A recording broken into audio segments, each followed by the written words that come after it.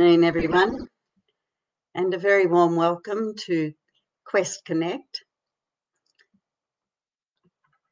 I'm Petrea, and for those that don't know me, and this afternoon we're going to talk a little about living with a chronic illness or a life-threatening illness and how a diagnosis can turn our world inside out and upside down.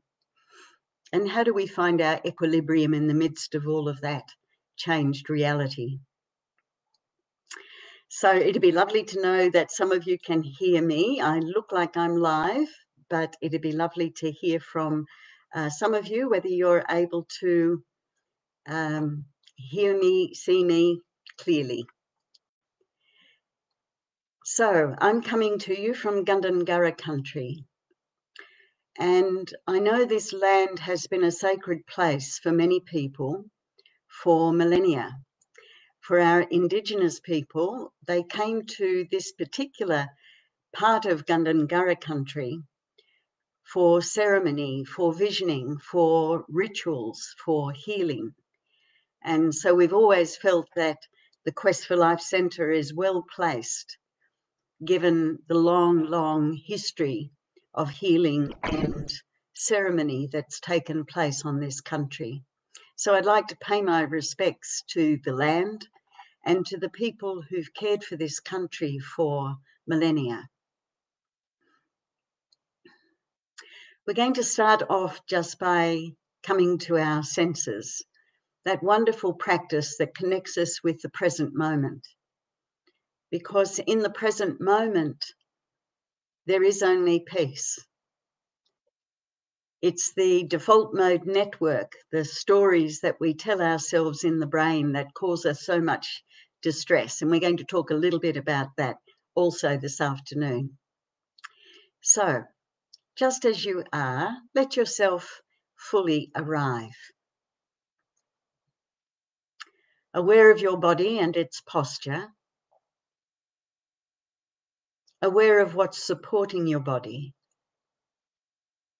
Perhaps you can feel the pressure of the chair behind your thighs, the back of your chair supporting your back, or perhaps you're lying down, the floor beneath your feet, the touch and texture of your clothing. Notice where it's firmer, where it's looser, where it moves against your skin as you breathe.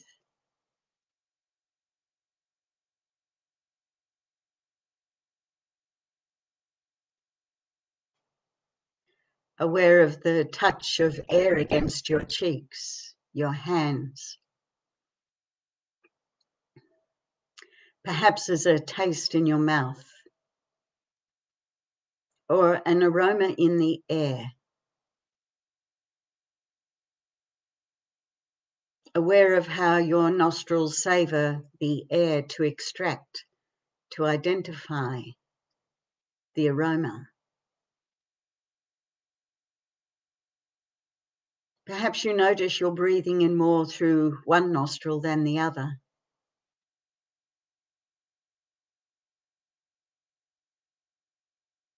Notice what falls within your gaze or any sight behind closed eyes. And become aware of sounds close by. Perhaps the beating of your heart.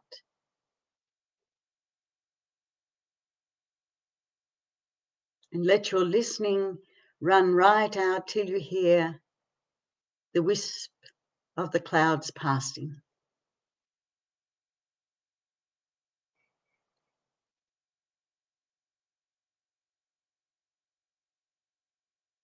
And the breath, the sensations of the inward and outward breath. There's one breath we share.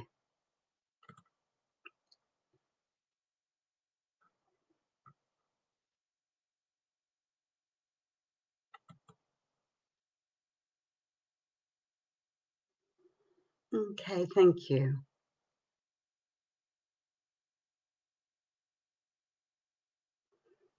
So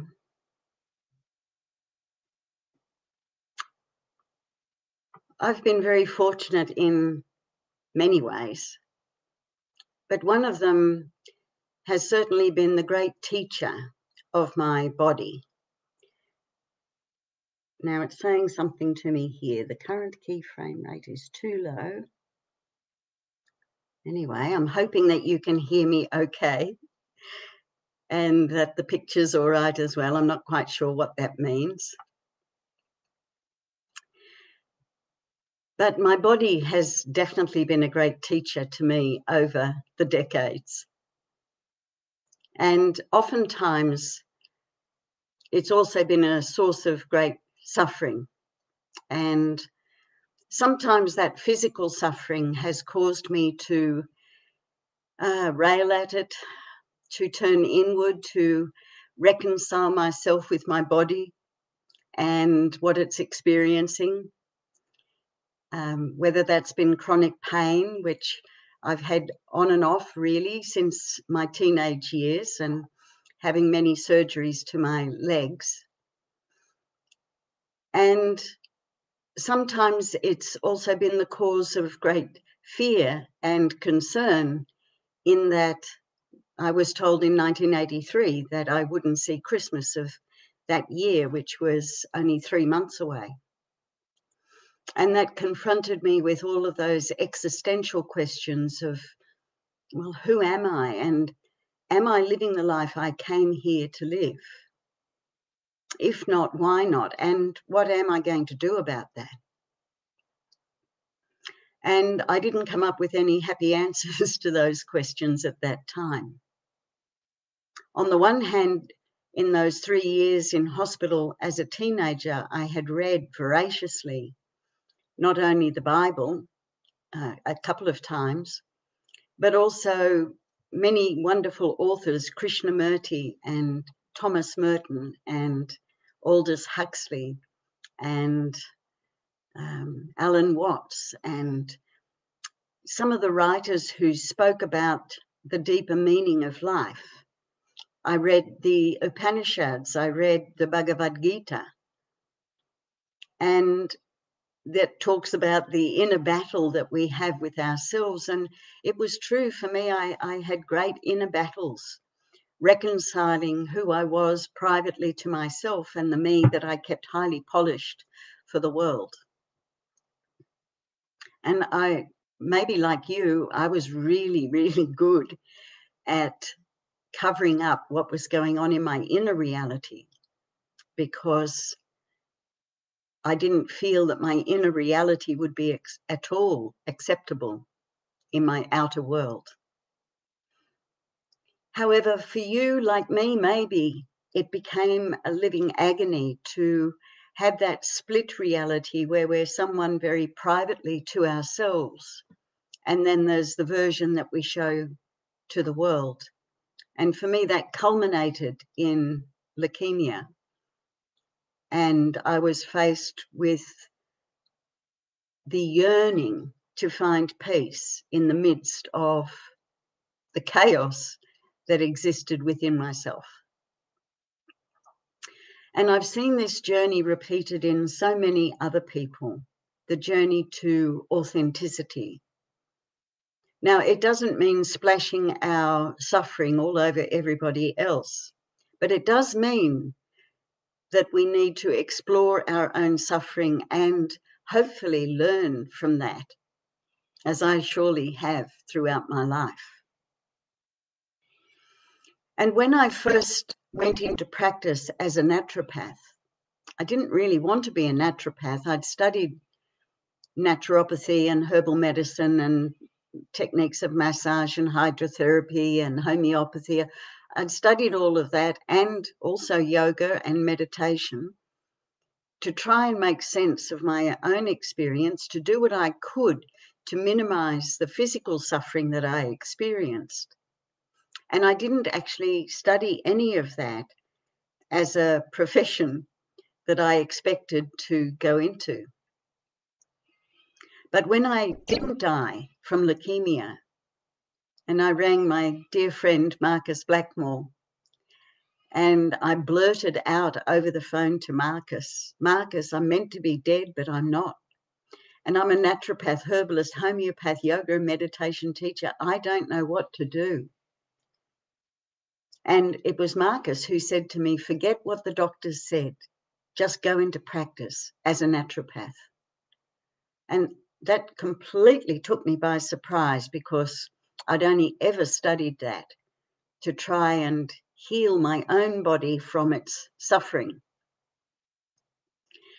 But I did, went into practice, and within the first 2 weeks, the first woman with breast cancer came in. The day after, the first person with AIDS came in. Both of them had been told they wouldn't see Christmas, which is what I'd been told 15 months previously. And I felt like I'd met my people who lived in the transit lounge of life, people who live in that space of reflection, of how do I accommodate a major change in my direction, in how I thought my life would unfold. And of course, illness and suffering is often such a private affair. And even though I was much loved, when I was unwell, it was almost as if people were speaking to me from another planet, because my internal suffering was so great. And I didn't really have anyone that I could share that with.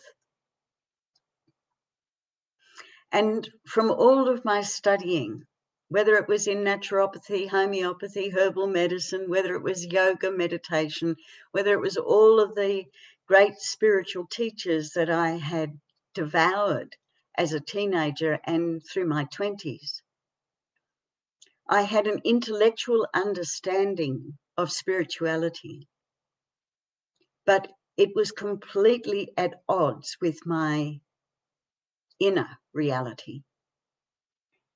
And my mind was in chaos. And I was at pains for not anyone to see that chaos. And so in a way, one of the great gifts from leukemia was the gift of authenticity, of no longer hiding behind many of the facades that I presented so skillfully to the world. After a few months of being in practice, I was only seeing people with life-threatening illnesses, whether it was cancer, whether it was AIDS, motor neurone disease, MS, Parkinson's. And as these people told me their story, they told me my story over and over and over again. Because when I had emerged out of leukemia and I had no words to describe that journey, which is why I feel to this day deeply indebted to all of the people who refuse to be defined by their circumstance, because that's amazing. I know I could have said 1,000 times to the people that I've met over the last almost 40 years, you stay feeling as miserable, as depressed, as grumpy, as resentful, as bitter, as angry as you need to for as long as you need to, because what happened to you is terrible. But they know, like I know, that that won't change anything. And what I've found in watching people who over the years told me their story, and many of them lived much longer than was expected. Indeed, some of them are still alive today. I visited someone just last week who was told in 1985, when I first went into practice, that she wouldn't see Christmas of that year. And I visited her. She's now 94. And looking at the end of her life, which is different from looking at it 38 years ago. So when I looked at these people and questioned, what is it that they have in common? What do they do that's similar? I kept seeing these same qualities bubbling up in every one of those people. They didn't do the same things, but they were people who reconciled themselves to their circumstance and started making more aware choices. So on the one hand, when you're stuck between a rock and a hard place, as a life-threatening illness certainly has a tendency to do, but so does chronic pain, so does anxiety, depression, many of the chronic illnesses that people suffer with.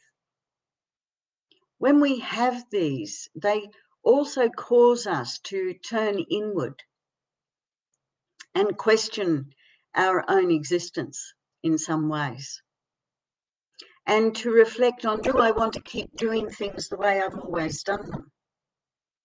Or can I choose a different path than the one I've habitually used up until now?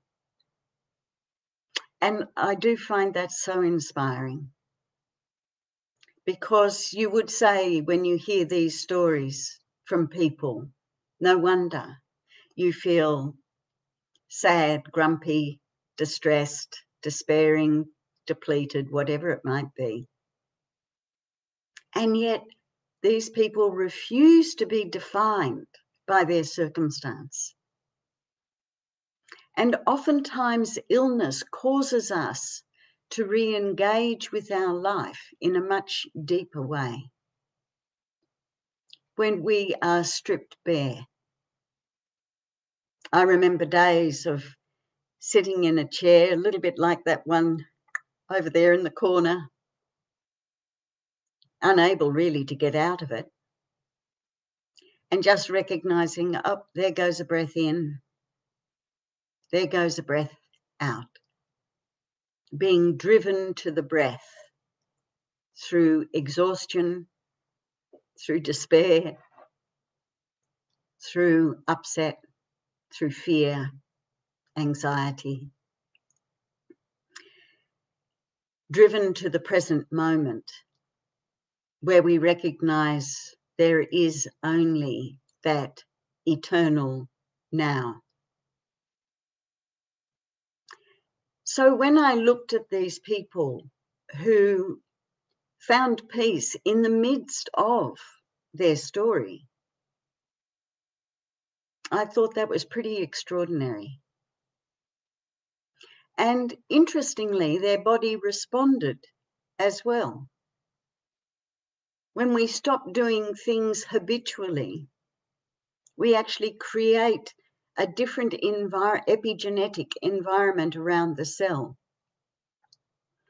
If we keep reacting the way we've always reacted, which means we're putting the same neurochemistry into the environment around the cell.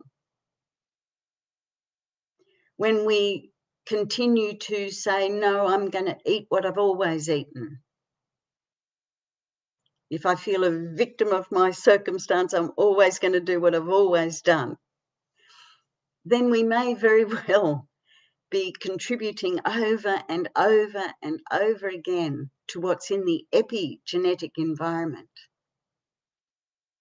And last century, we believed that all diseases were genetically determined, and that if we could just find the problematic gene and snip it off, we'll have world peace. This century, we know from epigenetics, epi means above genetics. What is it that's causing the gene to express, to modify its expression, to remain suppressed? Because all of us have genes that may never express throughout our lifetime. So if we change what's in the epigenetic environment, we are also changing the genetic expression within the cell. That's exciting. And what epigenetics is really telling us is that we have to stop treating diseases and start treating people. Because if we only see the person as a disease, we're missing out on so much. And we need to understand one another's stories. We need to understand how we can nourish our body appropriately, how we can rest it, how we can exercise it, how we can fluff it up and make it feel good. We need to know how to quieten down the brain, how to quieten down the default mode network, which is our history, our ego, our unconscious. It's the voice that chatters to us in our head. It's the voice that projects our fears, worries, concerns into the future, or it takes us back into the past, where we regret, we blame, we shame, we rewrite history. And all of that is delivered into that epigenetic environment. So when we engage with the person, not the problem, then we can begin to see what we might be contributing to that epigenetic environment, and how, if we change our reactions to a response, it will take us into new territory. A reaction would be, no, I'm jolly well going to eat what I've always eaten. A response might be, given I'm in this circumstance, I might look at how I could improve my nutrition, how I could quieten down my mind, how I might have that difficult conversation I keep avoiding with my partner. A reaction just repeats what we've done before. And of course, we don't say, take reactability for your life. We say, take responsibility for your life, your ability to respond to the life that you're having. So when I began seeing people in 1985, and because I hadn't had a blinding flash, in fact, I had several blinding flashes during my own time of illness, but I hadn't made sense of it. And indeed, when I first went into practice, I felt I am so over myself. I am so over the stories I keep telling myself. I am so over chewing on all of that self-loathing, self-hatred. I thought, I'm just going to reflect back the magnificence that I see in other people. And they all came and sat in my chair and they told me my story again and again and again. Their stories of self-loathing, their stories of tattered relationships, their stories of shattered dreams, their stories of pain, of exhaustion. And of course, we never know what it's like for another person. It's never helpful to say, I know exactly how you feel. We have no idea how it is for the other person.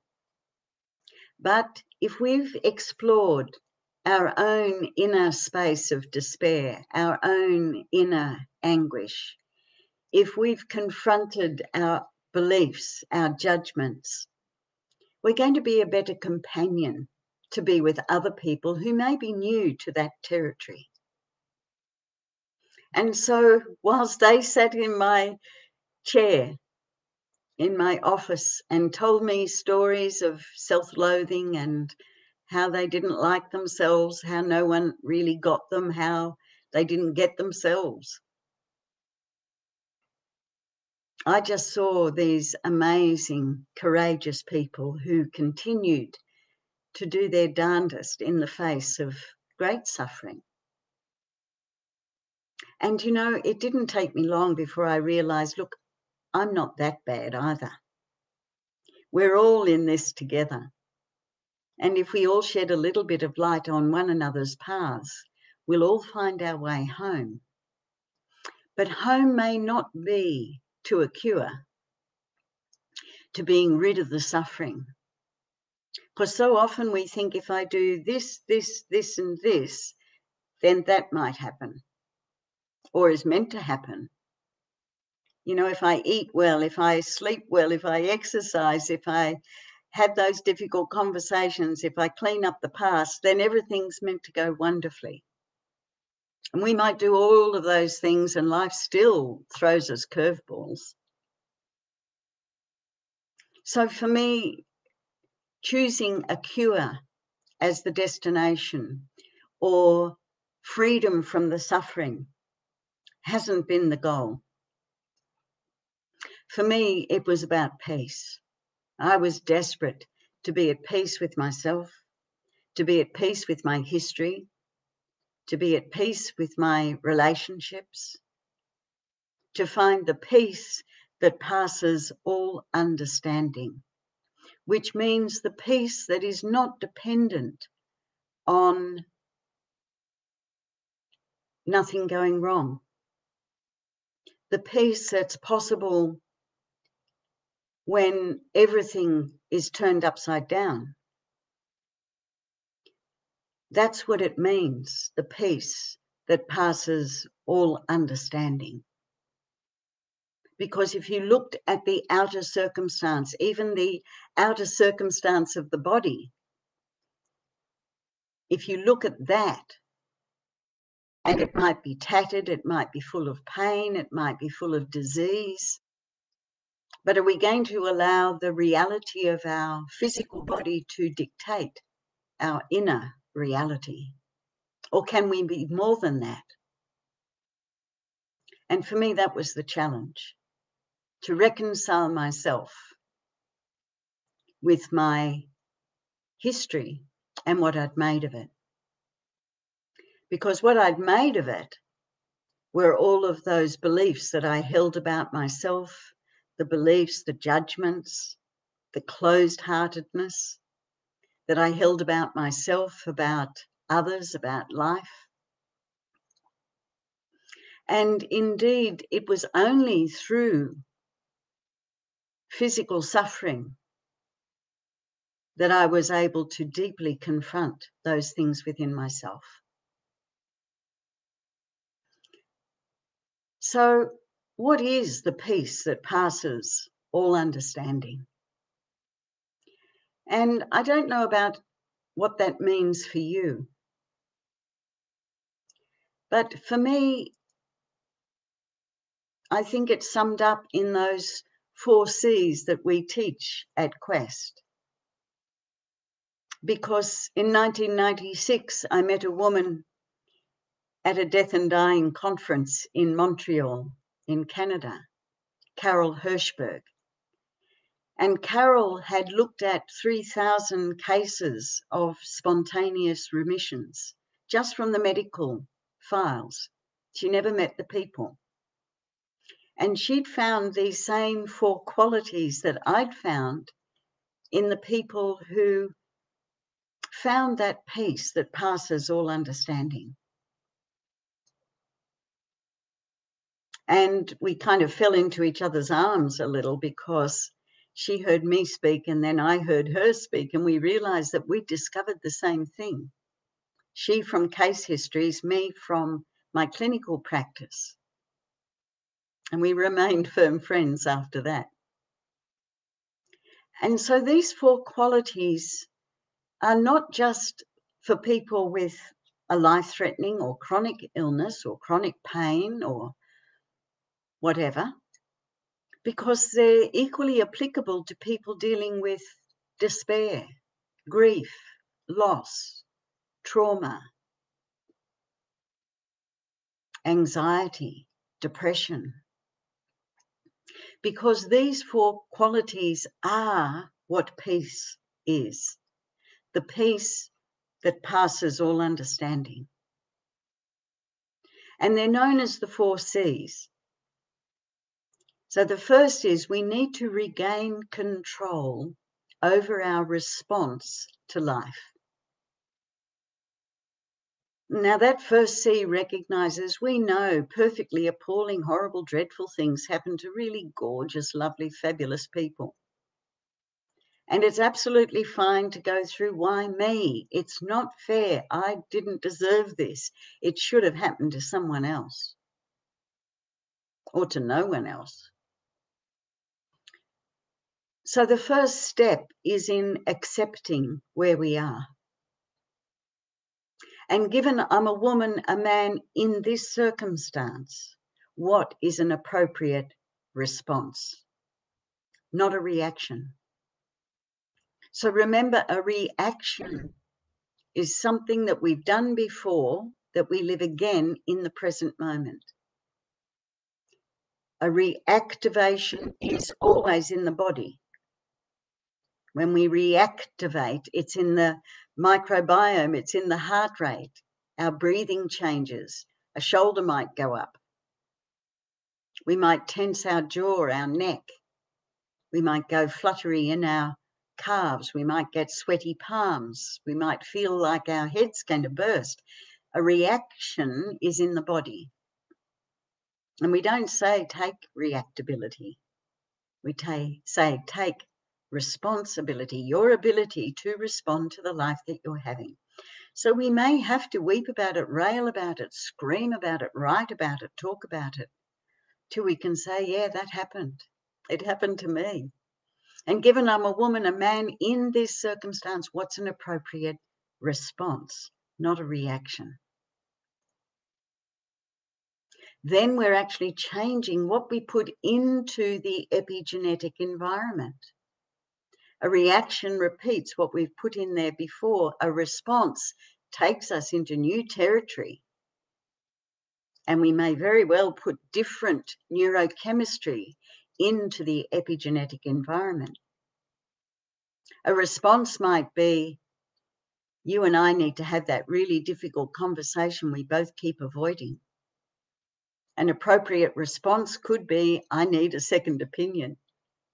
Or I need to find someone who can see me as a whole person, not just as a disease or as a body. An appropriate response could be, given I've had my digestive system affected, I might need to research what foods will now work in my system. Given my circumstance of living with chronic pain, perhaps I need to adopt an anti-inflammatory diet. So a response takes us into new territory. A reaction repeats what we've done before. The second C is a commitment to living. This is about having a deep reverence for your life. For me, it recognizes that the opposite of death is birth, not life. Life is eternal. I suspect we have one life and many bodies. I've been with many people when they pass from this world to the unseen world. And it's really obvious someone leaves. And given that we are first and foremost consciousness, enmeshed in the physical, and that indeed we know from quantum physics that everything is energy, everything. The material world will pass. The invisible world is the eternal world. The fact is, though, we are enmeshed in the physical world. Indeed, we know that the consciousness that enlivens the body, the electrical field that enlivens the body, can be measured many, many feet beyond the body. Indeed, that's only because the instrumentation can only measure so far. But the consciousness that enlivens me is the same consciousness that enlivens you. And yes, it comes through me in a Petrea kind of a way, and it comes through you in a you kind of a way. But we are eternal beings. And so given we are enmeshed in the physical, how are we going to care for this amazing self-healing creation? I've seen my body change dramatically over the decades, many, many times, from being crippled with arthritis. I used to walk with walking sticks in my 20s. So I've seen my body absolutely change. Your body is the most amazing self-healing creation. It will do its darndest to repair, to reintegrate, so that it can serve the purpose of the consciousness that enlivens it. You're not your body, but you do have one. So we need to provide it with the nourishment that's appropriate. We need to rest it. 7 to 9 hours sleep at night. We need to exercise it because it's a whole system of pumps. And if we're too sedentary, all of those pumps slow right down. So when we nourish our body, we need to know our own body and what works for that body. And we want to keep in mind slow food, seasonal, local, organic, whole food. That's what human beings have been eating for millennia. And of course, you've got to take on board the idiosyncrasies of your own particular body. Perhaps you don't tolerate gluten. Maybe you had some of your stomach removed or your bowel removed. And now you have to find a way of nourishing your body given the changed circumstance that you're in. So we need to nourish our bodies, we need to rest them, we need to exercise them. You're not your brain. You have a brain. And we need to quieten it down, which means we need to quieten down the busyness of the default mode network so that we can engage the task positive network, the neocortex, the higher functioning brain, the executive functioning brain. Because when that is engaged, you have access to those wonderful qualities: insight, intuition, wisdom, humor, spontaneity, creativity, and compassion. And indeed, those are the qualities of your essential nature, not what's become second nature to you. It's second nature to us to judge ourselves, to judge others. It's second nature to us to do all manner of things. And it's interesting we call it second nature. We know things become second nature to us when we've practiced them 10,000 times. Whether it's the golf swing, whether it's the swimming stroke, but we know 10,000 practices will lay down a neuronal pathway in the brain. And didn't we all as young people go down and down and down a neuronal pathway of perhaps self-judgment or judgment of others? So that's second nature to us. And no one ever questions, well, what's your first nature? And we have access to our first nature when we engage the neocortex. And when you are dealing with a problematic body, you surely want access to your essential nature so that you have access to insight, intuition, wisdom, humor, spontaneity, creativity, and compassion. You're not your brain, you have a brain. engage your neocortex, quieten down the default mode network. You're not your thoughts, you have thoughts. You're not your feelings, you have feelings. And of course, if you're not your body but you have one, and you're not your brain but you've got one, you're not your thoughts but you have them, you're not your feelings and you have those, it does beg the question, well, who is the I that is having all of this? And that's a really good question.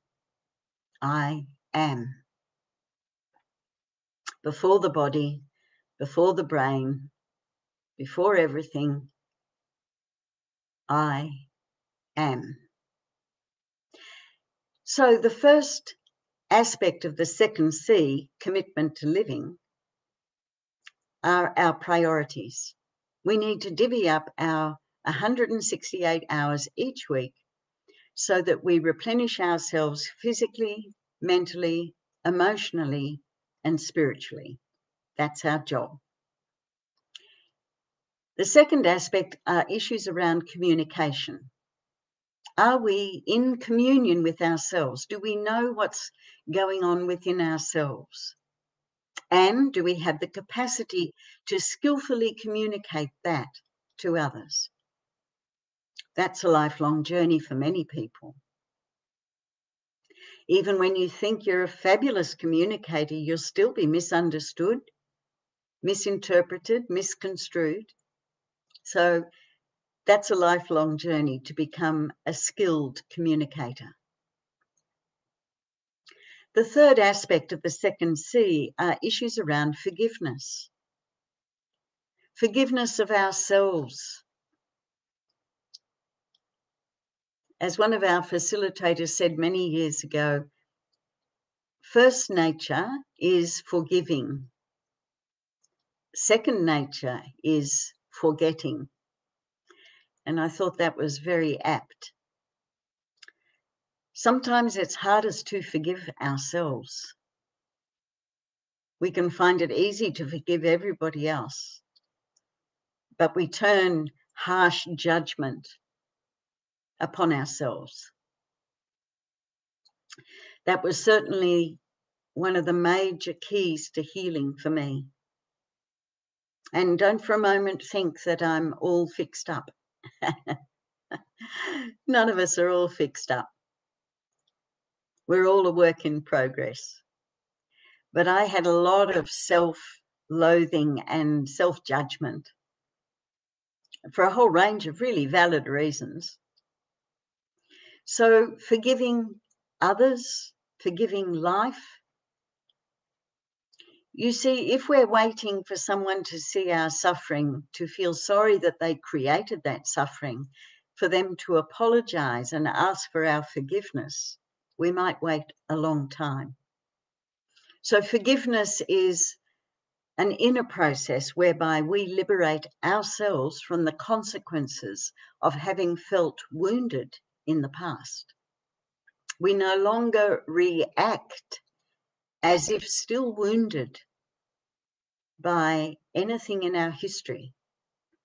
Isn't that an amazing liberation? Then we get to have a story, but we're no longer living in the story. I'm grateful for my story because it's pushed me into parts of myself I would never willingly go and explore. And it's made me a much better companion to be with others who likewise may be suffering. So forgiveness is giving up all hopes for a better past. Forgiveness doesn't make them right, but it does set us free. Forgiveness is an inner process whereby we liberate ourselves from any consequence from having felt wounded in the past. We no longer react in the present as if still carrying any wound from our history. The third C is a sense of challenge. How are we going to make meaning Because when our challenges are overwhelming and we can't make meaning from them, we really suffer. So this third one is about how do we make meaning out of our suffering? And perhaps you've made meaning out of your suffering in that perhaps you know yourself now in your depths. Perhaps you have realized that the way a person looks may not be the way that person feels. At Quest, we like to ask people, do you feel as good as you look? Because it acknowledges that while the inner reality may be completely at odds with our outer appearance, and most of us go to great lengths to scrub up well, but that doesn't mean that our inner reality matches our outer facade. So this third C is how we're going to make meaning out of our suffering. What do we learn from our suffering, our challenges? Some people make meaning out of their suffering by changing a law, by volunteering, by creating a service, by their ability to be in the presence of great suffering without trying to fix it. Or now they're able to be in the presence of great suffering, whereas before they might have crossed the street rather than have a conversation with someone where they didn't know what to say. So it's our challenges that break us open to explore parts of ourselves we might never venture into willingly. And our fourth C is the sense of connection. Connection to our essential nature, our sense of place, of belonging. For some, it's that they've got mates, friends, loved ones, people they can be real with. And even when they're real, they're still loved. It may be that we have our colleagues, our community, the people around us that we feel connected to. For some, and certainly our indigenous brothers and sisters, connection to country. And that's a precious one for many of us, connection to country, that we love this land, that we honour and are in awe of creation, that nourishes us, that is so abundant, so generous, so forgiving. Connection to country, connection to cosmos, to life, to love, to God, to creation. And obviously the person with a physical illness who feels completely out of control with their life. They can only helplessly react to everything that happens to them, as if they're a victim of their circumstance. That their commitment to living is, I'll be happy at another time. I'll be happy when I'm over this, when I'm through this, when I no longer have suffering. Where they don't take good care of their physical, mental, emotional, or spiritual well-being. They're not in clear communion with themselves or anyone else.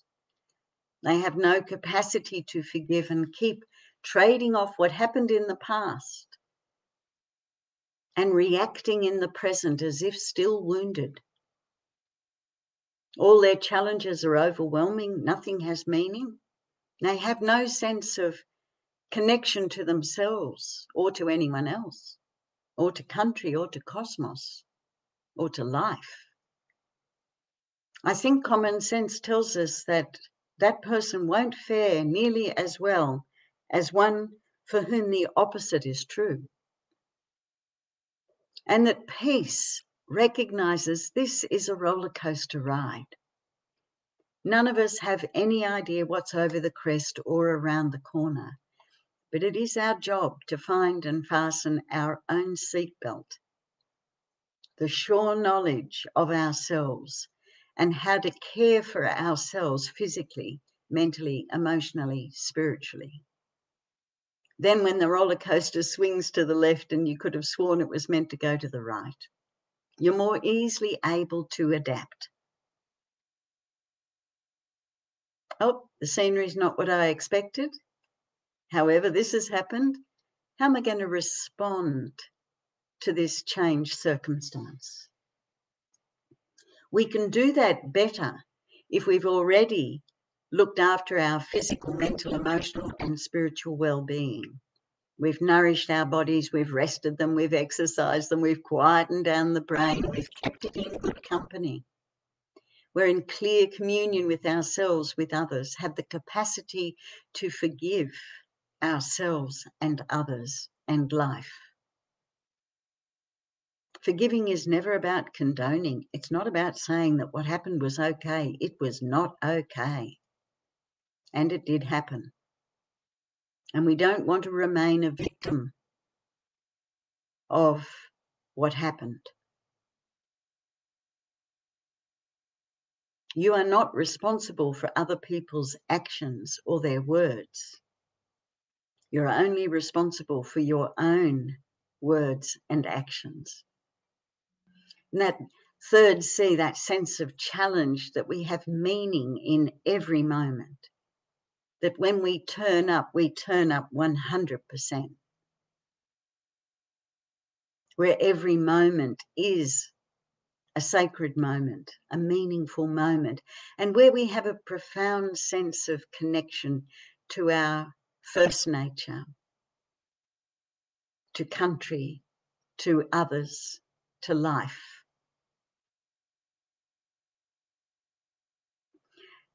So for me, what I found interesting was that people would manifest those 4 qualities in many different ways, very unique ways, which is why all of our programs at Quest are about the individual.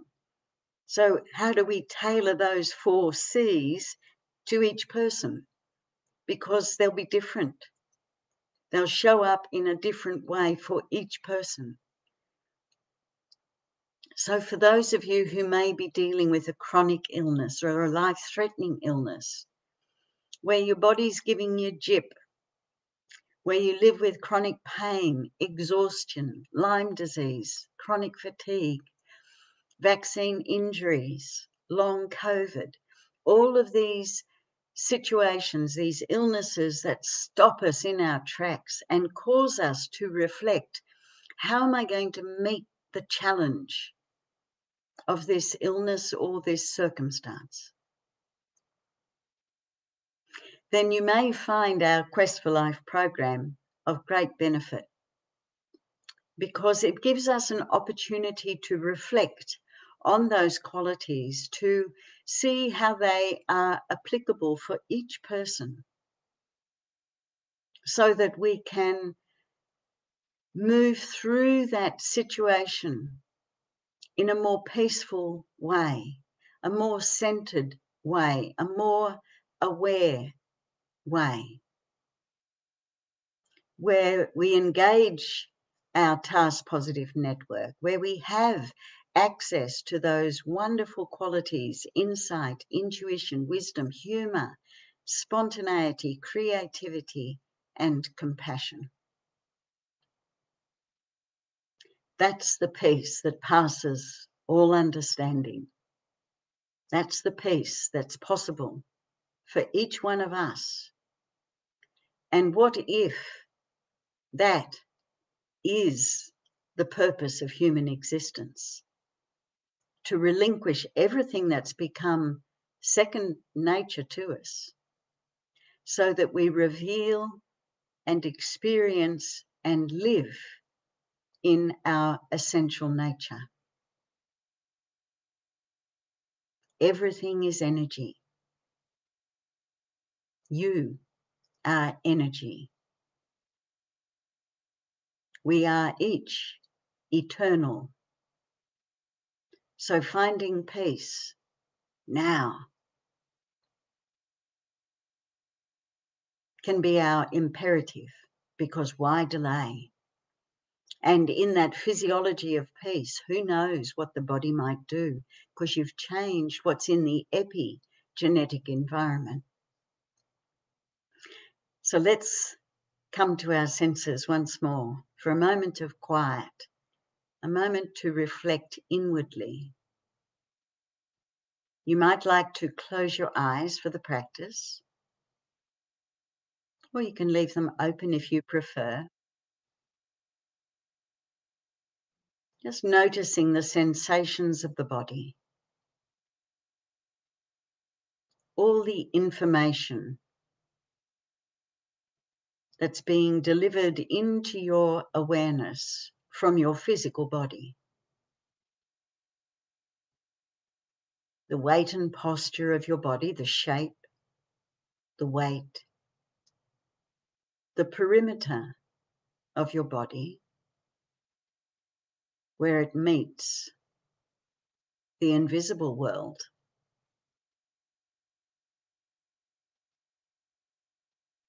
Aware of taste,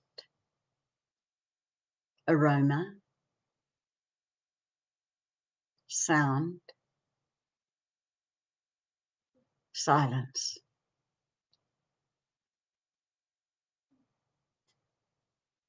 And the breath, the sensations of the inward and outward breath. Aware of the rising and falling of your belly, the expansion and contraction of your rib cage, the movement of your clothing against your skin as you breathe.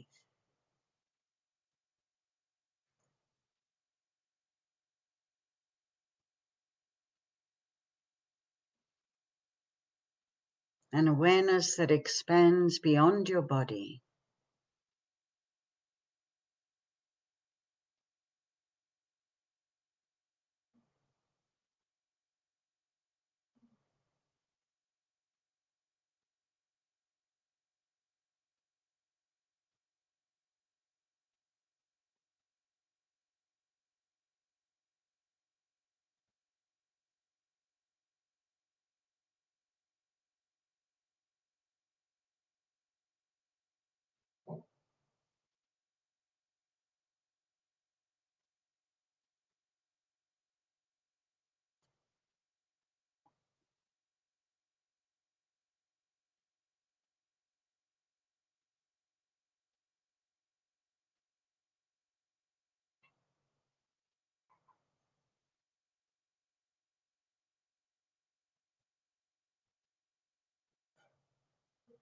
Thank you.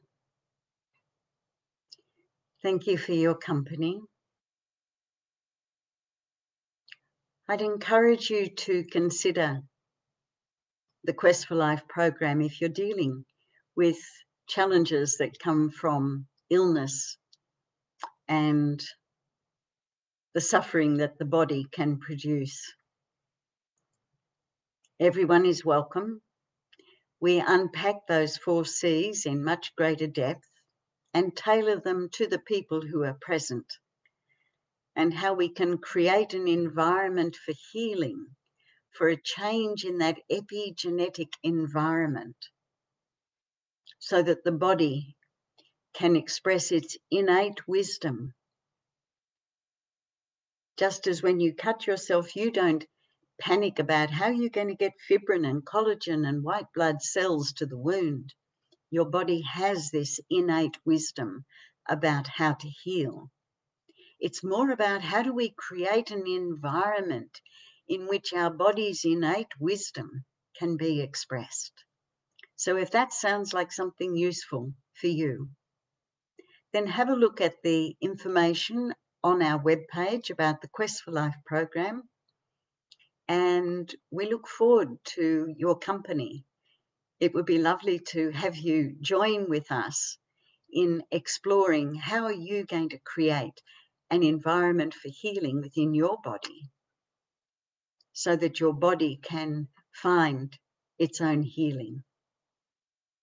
Healing is about peace. Curing is about the body.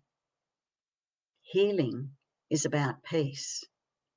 And when you have peace, you're creating the most useful environment for healing within your body. So thank you, everyone.